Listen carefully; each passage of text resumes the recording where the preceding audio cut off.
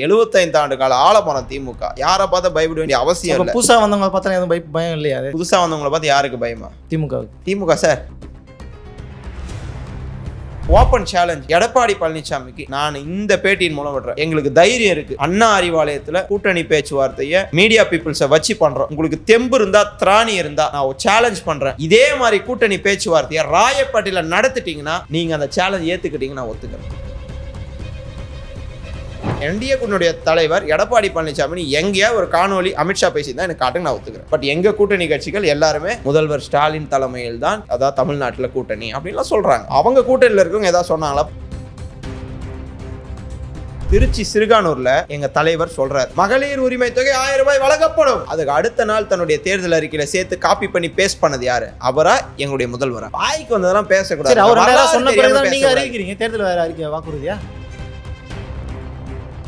நிதி நெருக்கடியில் இருக்கு. நிதி நெருக்கடியை காரணம் காட்டி ஒரு திட்டத்தை தடுப்பதற்கு எங்கள் முதல்வர் ஒன்றும் எடப்பாடி பழனிசாமியோ அம்மையார் ஜெயலலிதா அவர்களோ கிடையாது. நயனா நாகேந்திரன் ஒரு கூட்டத்தில் பேசியிருக்காரு. என்ன சொல்றாருன்னா, பணப்பெட்டியை வாங்கி கொண்டு தான் திமுக கூட்டணியில் சேருகின்றதுன்னு சொல்லி ஒரு குற்றச்சாட்டியை வைக்கிறாரு. அப்ப நீங்க கூட்டணியில் இருக்கிறவங்க எல்லாருமே முதல்ல பேரத்தை பேசுறீங்க, அப்புறமா தான் ரயில்வே ஸ்டேஷன்ல 4 கோடி மாடுங்க ஒரு பதில் சொல்லுவாரா பாருங்க சார். போய் ஒரு நடிகை போய் அந்த மாதிரி பேசலாமா? அவர் அந்த மாதிரி பேசின்னு சுத்திட்டு இருக்காரு. அவர் கேட்கிற கேள்விக்கெல்லாம் என்னால் பதில் சொல்ல முடியாது. அதாவது அண்ணன் செந்தில் பாலாஜி அவர்கள் ஒரு சின்ன கூட்டத்தை கூட்ட சொன்னாலும் ஒரு பிரம்மாண்டமா நடத்துவார். நேற்றைக்கு பிரம்மாண்டத்துக்கே ஒரு பிரம்மாண்டத்தை காமிச்சிட்டார் செந்தில் பாலாஜி அவர்கள். நேற்றைக்கு மேற்கு மண்டல இளைஞரணி சந்திப்பு மாநாடு கிடையாது, இளைஞரணி சந்திப்பு. சுமார் 2 லட்சம் பேர் கூடி இருக்கிறாங்க. அதெல்லாம் பார்த்து சகிக்க முடியாத சில பேர் எங்க கிட்ட இளைஞர்கள் இருக்கிறாங்க, எங்க கிட்ட இளைஞர்கள், அதை காட்ட சொல்றேன் நான். இளைஞர் நிர்வாகிகளை காட்டுங்க.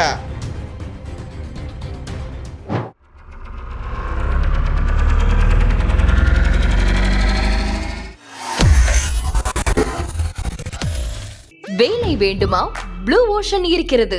10th 12th டிப்ளமோ டிகிரி படித்தவர்களுக்கு உணவு, தங்குமிடம், இஎஸ்ஐ, பிஎஃப், இன்சூரன்ஸ் உள்ளிட்ட சலுகைகளுடன் அனுபவத்திற்கேற்ற நல்ல சம்பளம் 15,000 முதல் 30,000 வரை. பெண்களுக்கு முன்னுரிமை. 2000த்திற்கும் மேற்பட்ட வேலை வாய்ப்புகள் உள்ளன. இப்போதே தொடர்பு கொள்ளுங்கள். Blue ocean.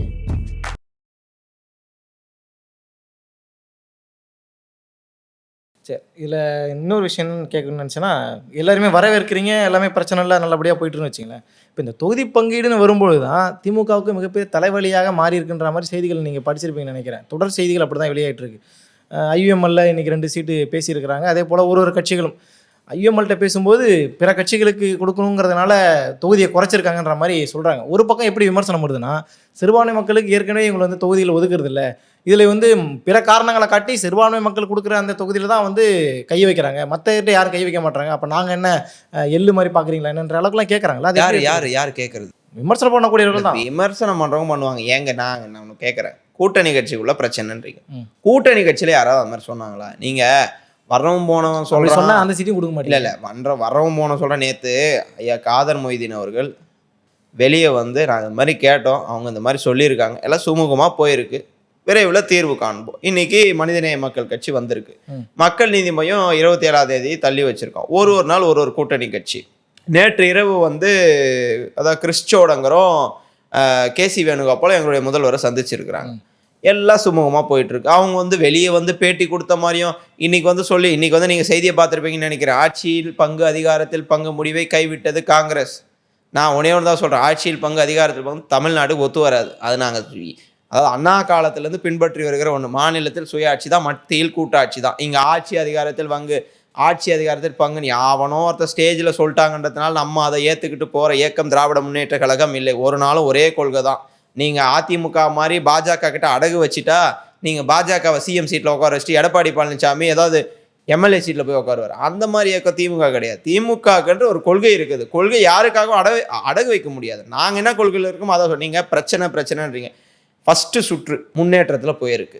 நாங்கள் ஒன்று சொல்கிறோம், அவங்க அதை ஏற்றுக்கிறாங்க. நம்ம என்ன சொல்கிறோம், கூட்டணி கட்சிகள் நிறைய வருது, அதனால் சாக்ரிஃபைஸ் பண்ணணும். அதில் திமுக தொகுதியும் சாக்ரிஃபைஸ் பண்ணி தான் ஆகணும். ஐயுஎம்எல், மனிதநேய மக்கள் கட்சி, மக்கள் நீதி மையம் எல்லாருமே இப்போ மக்கள் நீதி மையம்லாம் புதுசாக வந்திருக்கு. 2021 அவங்களாம் இல்லை, அவங்க இல்லாத தொகுதி பங்கீடு இருந்தது. இப்போ தேமுதிக வந்திருக்கு. அவர்களுக்கான தொகுதி எதுலேருந்து கொடுக்கணும்னு பார்த்தீங்கன்னா திமுக கிட்ட இருக்க தொகுதிகளும் முன்ன இருந்த கூட்டணி கட்சிக்கிட்ட இருந்த தொகுதிகளை தான் தரணும். அதனால் அவங்ககிட்ட நாங்கள் சொல்கிறோம், கிரவுண்ட் ரியாலிட்டியாக சொல்கிறோம், இந்த தொகுதியில் நீங்கள் நின்னீங்கன்னா வெற்றி பெறக்கூடிய வாய்ப்பு இருக்குது அப்படின்னு சொல்கிறோம். அவங்கள ஏற்றுக்கிறாங்க. இதில் பிரச்சனை நான் ஒரு ஓப்பன் சேலஞ்ச் எடப்பாடி பழனிசாமிக்கு நான் இந்த பேட்டியின் மூலம் விடுறேன். எங்களுக்கு தைரியம் இருக்குது. அண்ணா அறிவாலயத்தில் கூட்டணி பேச்சுவார்த்தையை மீடியா பீப்புள்ஸை வச்சு பண்ணுறோம். உங்களுக்கு தெம்பு இருந்தால், திராணி இருந்தால் நான் ஒரு சேலஞ்ச் பண்ணுறேன். இதே மாதிரி கூட்டணி பேச்சுவார்த்தையை ராயப்பேட்டையில் நடத்திட்டிங்கன்னா நீங்கள் அந்த சேலஞ்ச் ஏற்றுக்கிட்டீங்கன்னா நான் ஒத்துக்கிறேன். உங்களால் முடிஞ்சா ராயப்பேட்டை ஆஃபீஸில் இதே மாதிரி உட்கார வச்சு எல்லா கூட்டணி வச்சு பாஜக உட்பட நீங்கள் வச்சு சேருங்களை பார்க்கலாம். உங்களால் பண்ண முடியாது. கூட்டணி அதிமுக முடிவு பண்ணலையா? அதிமுக முடிவு பண்ண முடியாது. அவர் டெல்லிக்கு தான் போவார். கட்சி பிடிச்சி கட்டின்னு. அவர் தானே இந்திய கூட்டணி தமிழக தலைவர். அவர் தான் இந்திய கூட்டணி தலைவர். என்டிஏ கூட்டணி தமிழகத்துடைய தலைவர் அப்படின்னு வந்து முசாமில் சொல்லலாம். எங்கேயாவது வந்து அமித்ஷா சொல்லியிருக்காரா, எங்களுடைய என்டிஏ கூட்டணியின் தலைவர் எடப்பாடி பழனிசாமி அவர்களே அப்படின்னு இந்தியில கூட நீங்க அவர் எங்கேயா சொல்லி பார்த்திருக்கீங்களா? கூட்டணி கட்சியோட தலைவர் அவர் தான் இருக்கு. அவர்லாம் கிடையாது. இல்லையா? எங்க சொல்லியிருக்காரு காட்டுங்க. எங்கேயாவது நீங்க என்டிஏ கூட்டணியுடைய தலைவர் எடப்பாடி பழனிசாமி எங்கேயா ஒரு காணொலி அமித்ஷா பேசியிருந்தா எனக்கு காட்டுங்க, நான் ஒத்துக்கிறேன். பட் எங்க கூட்டணி கட்சிகள் எல்லாருமே முதல்வர் ஸ்டாலின் தலைமையில் தான் இங்கே, அதாவது தமிழ்நாட்டில் கூட்டணி அப்படின்லாம் சொல்கிறாங்க. அவங்க கூட்டணியில் இருக்கிறவங்க எதாவது சொன்னாங்களா? அதாவது கூட்டணியின் தலைவர் என்பவர் எப்படி செயல்பட வேண்டும், அவர் வந்து எங்களுடைய தலைவரை பார்த்து கற்றுக்கணும். நீங்கள் டெல்லிக்கு போய் முகமூடியை போட்டு வந்துட்டு போயிட்டு வர்றது பேச்சுவார்த்தை கிடையாது. ராயப்பேட்டை ஆஃபீஸில் முடிஞ்சால் அதை நடத்தி காட்டுங்க. நான் இது மூலிமா சேலஞ்ச் விடுறவங்களுக்கு. இல்லை, உதயநிதி அவர்கள் வந்து தொடர்ச்சியாக நீங்கள் உங்களை மாதிரி தான் இப்போ நீங்கள் எப்படி எடப்பாடி பழனிசாமி தாக்குறீங்களோ அதே மாதிரி தான் உங்களுடைய தலைவர். நான் தாக்கு பேசல. ஐயோ, அதே மாதிரி தான் அவர் பேசிட்டு இருக்காரு. நான் வந்து தாக்கி பேச வேண்டிய அவசியம் எனக்கு கிடையாதுங்க. நான் சேலஞ்ச் பண்ணுறேன். அண்ணா அறிவாலயம் எங்களுக்கு ஆக்டிவாக இயங்குகிற ஒரு இது. அந்த மாதிரி அவர் ராயப்பேட்டை ஆஃபீஸை மாற்றி காட்டுவாரான்னு கேட்டேன். அவ்வளோதான். அது என்ன சொல்கிறாருன்னா, முரட்டு அடிமைன்ற மாதிரி ஒரு வார்த்தையை பயன்படுத்தி எடப்பாடி பழனிசாமி விமர்சனம் பண்ணுறாரு. ஏன்னா பாஜகவை வந்து ஃபாலோ பண்ணுறாங்க அப்படின்னு. அப்போ நீங்கள் கூட்டணி வச்சிங்களாங்க, பாஜகவோட கூட்டணி வைத்த கருணாநிதி அவர்கள் முரட்டு அடிமை இல்லையான்ற மாதிரி எடப்பாடி பழனிசாமி கேட்குறாரு. தேவையில்லாத வார்த்தை போகிற நீங்கள் தானே உருவாக்கிட்டு இருக்கீங்க. அதாவது காமன் மினிமம் ப்ரோக்ராம், குறைந்தபட்ச செயல் திட்டம் அப்படின்னு ஒன்றதை உருவாக்கி தான் நாங்கள் அன்றைக்கி கூட்டணி வச்சோம். அதில் சில முரண்கள் இருந்ததுனால வெளியே வந்துட்டோம். அன்னையிலேருந்து கூட்டணி வைக்கல. இந்த மாதிரி காமன் மினிமம் ப்ரோக்ராம் 3ல் ஏதாவது ஒரு விஷயத்த நீங்கள் முன் வச்சு கூட்டணிக்கு சேர்ந்தீங்களா? ஒரு விஷயம் நீங்கள் வச்சுட்டு நம்ம வந்து கூட்டணி வச்சா எங்களுக்கு இதை செஞ்சு தரணும், நீட் தேர்வு இருக்குது, இன்னும் நிறைய விஷயங்கள் இருக்குது, அதுதான் ஒன்று வச்சு அவர் வந்து கூட்டணி வச்சிருக்கலாம். அந்த மாதிரி வைக்கல.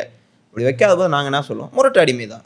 முரட்டு அடிமையானதுனால எந்த ஒரு மினிமமாக ஒரு விஷயம் கூட வைக்காத நீங்கள் போயிருக்கீங்க. என்ன கிளைம் பண்ணுறாருன்னா, மகளிர் உரிமை தொகையை நாங்கள் சொல்லி தான் நீங்கள் கொடுக்குறீங்கன்றாரு. யார் சொன்னது? எடப்பாடி பழனிசாமி. ஓ, தந்தி டிவியோட நேர்காணலில், தொலைக்காட்சி பேரை சொல்லி கூட சொல்கிறேன், அசோகவர்ஷினி நெறியாளர். அப்போ அவங்க ஒரு கேள்வி கேட்குறப்ப அவர் வந்து சொல்கிறார், இதெல்லாம் எப்படிங்க சாத்தியம்? அந்த சேலத்து லாங்குவேஜில் பேசுகிறார்.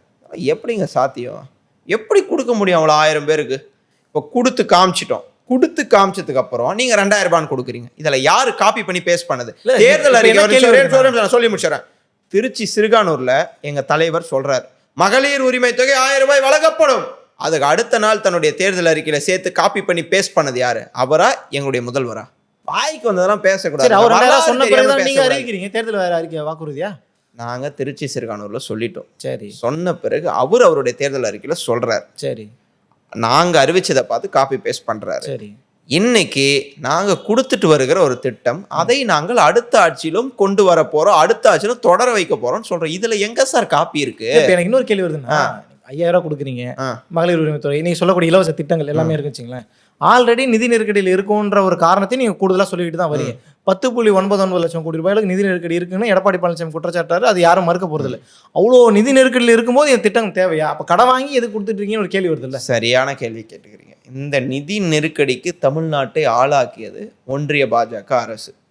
நிதி நெருக்கடியில் இருக்கு. நிதி நெருக்கடியை காரணம் காட்டி ஒரு திட்டத்தை தடுப்பதற்கு எங்கள் முதல்வர் ஒன்றும் எடப்பாடி பழனிசாமியோ அம்மையார் ஜெயலலிதா அவர்களோ கிடையாது. தன் நிதி, அதாவது கடன் வாங்கி சொத்துக்களை குவிக்கிற அதிமுக முன்னாள் அமைச்சர்கள் கிடையாது. கடன் வாங்குகிறார். யாருக்காக வாங்குகிறார்? தமிழக மக்களுக்காக கடன் வாங்குகிறார். கடன் வாங்குற அளவுன்னு ஒன்று இருக்குது, டெப்ட் டு ஜிடிபி ரேஷியோ. அது இன்னும் வந்து கிராஸ்லாம் பண்ணல. 28%, 28.6% வரைக்கும் வாங்கலாம். பட் நம்ம வாங்கியிருக்குது 26.7% தான் இது வாங்கியிருக்கோம். நாங்கள் ஜிடிபியில் என்றைக்குமே அல்லாத இரட்டை இலக்கத்தை கொண்டு வந்திருக்கோம். 11.19% இன்னைக்கு ஜிடிபி க்ரோத் இருக்குது. இன்னும் ஜிடிபி க்ரோத்தை அடுத்த லெவலுக்கு நாங்கள் இதை கொண்டு போக போகிறோம். அதாவது கடனை இன்க்ரீஸ் ஆகிற பார்க்குற எதிர்கட்சிகள் ஜிடிபி க்ரோத்தையும் பார்க்கணும். இன்றைக்கி GDP growth increasing, it is gradually increasing. இது இன்க்ரீஸ் ஆக அந்த பர்சன்டேஜ் வந்து ஜிடிபி, நம்ம அந்த டெப்டோட பர்சன்டேஜ் வந்து குறைஞ்சிட்டே வரும். அது வந்து இவர்கள்லாம் புரியுமா ஆனா அவரு இல்ல வந்து வைக்கிற குற்றச்சாட்டு பொருளாதாரத்தை பாத்தீங்கன்னா வந்து புரியாத இருக்கிறாங்களா? மக்கள் வரி பணத்தை ஊதாரித்தனமா செலவு செய்கிறாலும் எடப்பாடி பழனிசாமி குற்றச்சாட்டு வைக்கிறாரு. ஊதாரித்தனம், அந்த ஊதாரித்தனத்தை என்னன்னு அவர் சொல்லுவாரா? எதை வந்து அவர் ஊதாரித்தனம்னு சொல்றாரு? இன்னைக்கு வந்து மக்களுக்கு செய்யற நலத்திட்டங்களை ஊதாரித்தனம்னு சொல்றாரா? இன்னைக்கு ஒருத்த வந்து ஆக்சிடென்ட்ல வந்து இறந்து போனா, ஆக்சிடென்ட்ல வந்து யாரா வந்து விபத்துல சிக்கிறாங்கன்னா அவர்களுக்குரிய செலவை வந்து தமிழ்நாடு அரசே இன்னைக்கு ஏற்குது அடுத்த 48 மணி நேரத்துக்கு. இன்னைக்கு வந்து யாராவது ஒருத்தர் வந்து விபத்துல இறந்து போனா உடனே வந்து அதாவது முதல்வரின் வந்து நிவாரண நிதியிலேருந்து 5 lakhs கொடுக்குறோம், 10 lakhs கொடுக்குறோம், அந்த பேஸ்ட் ஆன் அந்த இன்சிடென்ட்டுக்கு ஏற்ற மாதிரி கொடுக்குறோம். இதெல்லாம் வந்து அவர் வந்து தப்புன்னு சொல்றாரா? எதை அவர் தப்புன்னு சொல்றாரு? எதிர்கட்சிகளுக்கு விமர்சனம் பண்றதுக்கே வழி இல்லை. எதையாவது சொல்லணும். எலெக்ஷன் வந்துருச்சு, அதனால அவர் அதெல்லாம் சொல்றாரு. இன்னைக்கு அதெல்லாம் பொருட்படுத்த முடியாது சார். இன்னைக்கு பார்த்தீங்க எவ்வளோ ஸ்ட்ராங்காக இருக்குது. 200, அதாவது நேற்று கூட யாரோ ஒருத்தர் சொல்லியிருந்தாங்க 200ன்னு ஏன் இப்போ தேமுதிக வந்த பிறகு சொல்கிறீங்கன்னு. ஒரு வருஷத்துக்கு முன்னாடியே சொல்கிறோம் 200 வெல்வோம் படைப்போம் வரலாறு, 200 அதாவது வெல்வோம் 200 படைப்போம் வரலாறு. இதை நாங்கள் ஒரு வருஷமாக சொல்லிட்டு இருக்கோம். ஏதோ தேமுதிக வந்ததுனால 200 தொகுதியை சொல்கிறோம்ல. தேமுதிக வந்திருக்கு. தேமுதிக வந்ததுனால இன்னும் சில தொகுதிகள் நாங்கள் கைவசப்படக்கூடும். அதனால் 200 என்பது 220 கூட மாறலாம். அதனால் ஆச்சரியப்படுவதற்கில்லை. மக்கள் வந்து இந்த ஆட்சியில் நிம்மதியாக இருக்கிறார்கள், சந்தோஷமாக இருக்கிறார்கள், நல்ல பயன்பெற்று இருக்கிறார்கள். சரி, இன்னும் 2 கேள்வியோட நான் நிறைவு செய்கிறேன். நயனா நாகேந்திரன் வந்து ஒரு கூட்டத்தில் பேசியிருக்காரு. என்ன சொல்கிறாருன்னா, பணப்பெட்டியை வாங்கி கொண்டு தான் திமுக கூட்டணியில் சேருகின்றதுன்னு சொல்லி ஒரு குற்றச்சாட்டியே வைக்கிறாரு. அப்போ நீங்கள் கூட்டணியில் இருக்கிறவங்க எல்லாருமே முதல்ல பேரத்தை பேசுறீங்க, அப்புறமா தான் ரயில்வே ஸ்டேஷனில் 4 கோடி மாடுங்க ஒரு பதில் சொல்லுவாரா பாருங்க சார். இவர் வந்து போய் ஒரு நடிகை போய் அந்த மாதிரி பேசலாமா? அவர் அந்த மாதிரி பேசின்னு சுற்றிட்டு இருக்காரு. அவர் கேட்குற பதில், அவர் கேட்குற கேள்விக்கெலாம் என்னால் பதில் சொல்ல முடியாது. ஏன்னா கட்சியோட தலைவர் சார் அவர். இல்லை பதில் சொல்லி தான் கட்சியோட தலைவர் தான். கட்சியோட தலைவர் அந்த மாதிரி பேசலாமா சொல்லுங்கள்? அவர் வந்து ஒரு நடிகரை பற்றி அவரெல்லாம் தரந்தாழ்ந்து பேசக்கூடாது. அதாவது ஒரு பெண்ணை வந்து என்றைக்குமே இழிவுபடுத்துறது யாராக இருந்தாலும் அது திமுக ஏற்காது. அது அவருக்கும் பொருந்தும். அவர் நாவடக்கத்தோடு பேச வேண்டும். இந்த வந்து பொட்டி வாங்குறதெல்லாம் வந்து அன்புமணி ராமதாஸ் கிட்டையும் அவர் கூட்டணியில் இருக்கிற இது கட்சிகள் கிட்டையும் அவர் பேசட்டும். அவங்களே அதை ஏற்றுக்க மாட்டாங்க. கூடுதல் இன்னொன்று சொல்லியிருக்காருன்னா, திமுக எங்களை பார்த்து பயப்பட வேணான்ற ஆளுக்கெல்லாம் பேசிட்டு இருக்கிறாரு. நீங்கள் அவங்கள பார்த்து பயப்படுறீங்க. திமுக யாரை பார்த்து சார் பயப்படுது? யாரை பார்த்து பயப்பட வேண்டிய அவசியம் எங்களுக்கு இருக்கு? 75 ஆண்டு கால ஆலமரம் திமுக. யாரை பார்த்து பயப்பட வேண்டிய அவசியம் இல்லை. புதுசாக வந்தவங்க பார்த்தா எதுவும் பயம் இல்லையா? அது ஏன்னா தொடர்ச்சி அவங்க அதை தான் பேசிக்கிட்டு இருக்காங்க. புதுசாக வந்தவங்களை பார்த்து யாருக்கு பயமா? திமுகவுக்கு. திமுக சார், திமுகவுக்கு செஞ்ச திட்டம். அதனாலதான் எல்லா மேடைகளிலும் அடிக்கிறதுக்கு ஒரு ஆள் அனுப்பிட்டு இருக்கீங்க. அதாவது விவாத மேடைகள்ல அடிக்கணும்னே ஒரு ஆள். அதாவது என்ன அடிக்கணும்னு சொல்லிட்டு அந்த கட்சி அடிக்கணும்னே நீங்க ஆள் அனுப்பிட்டு இருக்கீங்க. எந்த கட்சியிலையும் திமுகவை சார்ந்தவர்கள் நேற்று முளைத்த காளான்களை பற்றிலாம் பேச மாட்டாங்க. நீங்க அது இருந்தா காட்டுங்க. நேற்று முளைத்த காளான்களை பற்றி. திமுக கூட இளைஞர் சக்தி எல்லாம் நீங்க அந்த பக்கம் திரண்டதுனால அந்த அவங்களால தாங்கிக்க முடியல. அதனால அவங்க கடுமையான தாக்குதல் விமர்சனம் தொடர்ச்சியா நடத்திக்கிட்டு இருக்கான்ற மாதிரி இந்தியாவிலே சொல்றோம். இந்தியாவிலே ஒரு மாநில கட்சியினுடைய ஒரு அணிக்கு 5 லட்சம் நிர்வாகிகளை கொண்ட ஒரே இயக்கம் திராவிட முன்னேற்ற கழகம். வேற ஏதாவது ஒரு இளைஞர்கள் இவ்வளோ பேர் இருக்கிறாங்க அப்படின்னு நீங்க காட்டினீங்கன்னா நான் ஒத்துக்கிறேன். அதே மாதிரி தேசிய கட்சிகள் உட்பட எந்த கட்சிகளும் வார்டு, கிளை, ஒன்றியம், பேரூர், மாவட்டம், மாநிலம்னு இந்த லெவலில் இருக்கிற இளைஞர்களை அவர்கள் கொண்ட இயக்கமாக வேற எந்த இயக்கமும் கிடையாது. ஒரே இயக்கம் திராவிட முன்னேற்ற கழகம். இப்போ சொல்லுங்க, யாருக்கிட்ட இளைஞர்கள் இருக்கிறாங்க? அது தேர்தல் தான் முடிவு பண்ணும். தேர்தல் முடிவு பண்ணும் சார். ஒரே நிமிஷம், நான் உங்ககிட்ட காட்டலாம்ல சார். உங்ககிட்ட திருப்பி கேட்குறேன்.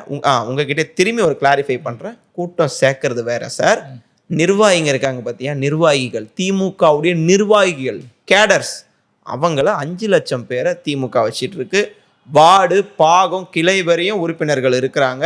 அதிமுக கிளைம் பண்ணும் 1.5 கோடி உறுப்பினர்கள் உள்ள கட்சின்னு பேசுவாங்க அவங்க. நீங்க வார்டு, கிளை வரையும் அவங்க இளைஞர் அணியை கொண்டு போய் சேர்த்து இருக்கிறார்கள். அவங்க கிட்ட ஃபர்ஸ்ட் இளைஞர் அணின்னு ஒன்று இருக்கான்னு உங்களுக்கு தெரியுமா? இருக்காங்க சார். யாரு சார் அதுக்கு செயலாளர்? இளைஞர் அணி தலைவர் அபிஷேக்னு ஒருத்தர் இருக்காரு. பூந்தமல்லில இருக்காரு அவரு. சரி, வாங்க நீங்களும் நானும் வாங்க ரோட்டுக்கு போகலாம். உதயநிதின்ற பேரை சொல்லுவோம். சரி, எத்தனை பேருக்கு தெரியுதுன்னு பார்ப்போம். நீங்க ஒரு பேரை சொல்லுங்க. அது உதயநிதியோட ஃப்ரேம் என்ன, அவரோட ஃப்ரேம் என்ன? அவர் துணை முதல்வர். அவரு இன்கேஸ் அபிஷேக் துணை முதல்வர் இருந்தா அவரை பத்தி தெரியும். இளைஞர் அணி செயலாளர் இவ்வளவு, அதாவது இளைஞர் வார்டு, பாகம் வரையில் இன்னைக்கு திமுக இருக்குதுன்னு சொல்றேன். நான் அதை கிளைம் பண்றேன். நீங்க அதுக்கு ஆப்போசிட்டா ஒரு வார்த்தை சொல்றீங்கன்னா அதுக்கு ப்ரூஃப் காட்டுங்க. நான் ப்ரூஃப் காட்டுறேன். 5 லட்சம் பேர் இருக்கிறாங்க. நேத்து அண்ணன் செந்தில் பாலாஜி அவர்கள், அதாவது அண்ணன் செந்தில் பாலாஜி அவர்கள் ஒரு சின்ன கூட்டத்தை கூட்ட சொன்னாலும் ஒரு பிரம்மாண்டமாக நடத்துவார். நேற்றைக்கு பிரம்மாண்டத்துக்கே ஒரு பிரம்மாண்டத்தை காமிச்சிட்டார். அதனால அண்ணன் செந்தில் பாலாஜி அவர்கள் நேற்றைக்கு மேற்கு மண்டல இளைஞரணி சந்திப்பு, மாநாடு கிடையாது, இளைஞரணி சந்திப்பு, சுமார் 2 லட்சம் பேர் கூடியிருக்கிறாங்க. அதெல்லாம் பார்த்து சகிக்க முடியாத சில பேர் எங்ககிட்ட இளைஞர்கள் இருக்கிறாங்க, எங்ககிட்ட இளைஞர்கள், அதை காட்ட சொல்கிறேன் நான். இளைஞர் நிர்வாகிகளை காட்டுங்க. நீங்கள் கூடுற கூட்டம்லாம் உங்களை பார்க்க வர கூட்டம் சார். எங்ககிட்ட நிர்வாகிகள் கூட்டம், கொள்கைக்கு பின்னால் கொள்கை அணிவகுத்து நிற்கிற கூட்டம். உங்ககிட்ட அந்த மாதிரி என்ன கொள்கை இருக்குது?